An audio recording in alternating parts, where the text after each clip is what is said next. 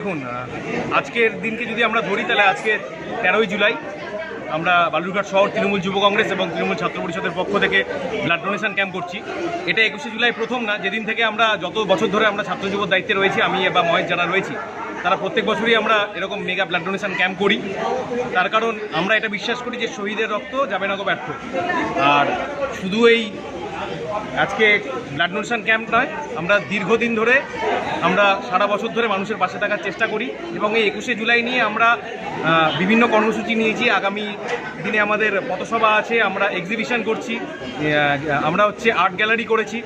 যত রকম ইনোভেটিভ করে মানুষের মধ্যে যারা বিশেষত যারা ছাত্র যুব যারা রয়েছেন, সাধারণ মানুষ যারা রয়েছেন, ইয়াং জেনারেশন, তারা 21শে জুলাই 1993-এর ঘটনা কিন্তু তারা বেশিরভাগ মানুষ জানেন না। তার কারণ এই বিষয়টা পথসভার মাধ্যমে সবাই মানুষকে বলেন যে কি ঘটেছিল।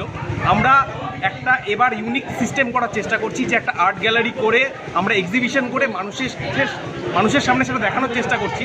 সেটা রাস্তায় পথসভা থেকে কেন্দ্র করে আজকে 21শে জুলাইকে কেন্দ্র করে আজকের এই ব্লাড ডোনেশন ক্যাম্প, সব জায়গাতেই আমাদের এই এক্সিবিশন থাকছে, যাতে মানুষ যেটা দেখে সেটা সবথেকে বেশি দিন মনে রাখে।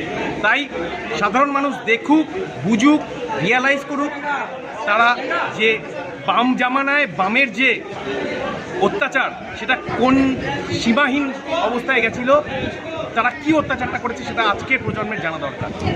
দেখা যাচ্ছে যে একটা ফলক রয়েছে, সেখানে শহীদদের নাম রয়েছে, এই উদ্যোগটা কেন? এই ফলকটা যারা মারা গেছিলেন, 13টা প্রাণ, তরতাজা প্রাণ লুটে গেছিল বামফ্রন্টের হারমাক, বামফ্রন্টের যে ক্যাডার, তাদের অত্যাচারে তৎকালীন বামফ্রন্টের যে মুখ্যমন্ত্রী ছিলেন জ্যোতি বসু, তার নির্দেশে পুলিশ গুলি চালিয়েছিল।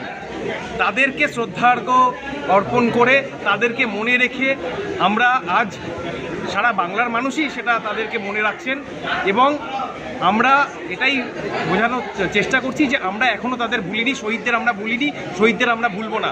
এবং এই শহীদদের শ্রদ্ধাঞ্জলির জন্যই 21শে জুলাই মমতা বন্দ্যোপাধ্যায় কলকাতায় ধর্মতলায় বক্তব্য রাখেন এবং এবারও তার কোনো ব্যতিক্রম যাবে না। খুব ভালো উদ্যোগ। আজকে সর্বত্রই প্রত্যেকটা জেলাতেই 21শে জুলাইকে কেন্দ্র করে মানুষকে বিভিন্ন দিক থেকে আহ্বান জানানো হচ্ছে। বিভিন্ন কর্মসূচির মধ্যে দিয়ে কোথাও পথসভা, কোথাও র্যালি, কোথাও স্ট্রিট কর্নার, এই ধরনের প্রোগ্রাম দিয়ে 21শে জুলাই আমরা প্রচার অভিযান চালাচ্ছি। আমাদের দক্ষিণ দিনাজপুর যুব তৃণমূল কংগ্রেস এবং তৃণমূল ছাত্র পরিষদ খুব ভালো উদ্যোগ নিয়েছে এবং বিশেষ করে বালুরঘাট টাউন যুব তৃণমূল কংগ্রেস এবং জেলা তৃণমূল ছাত্র পরিষদ যে একটা রক্তদান শিবিরের মধ্যে দিয়ে 21শে জুলাইয়ের যে প্রচার অভিযান চালাচ্ছে।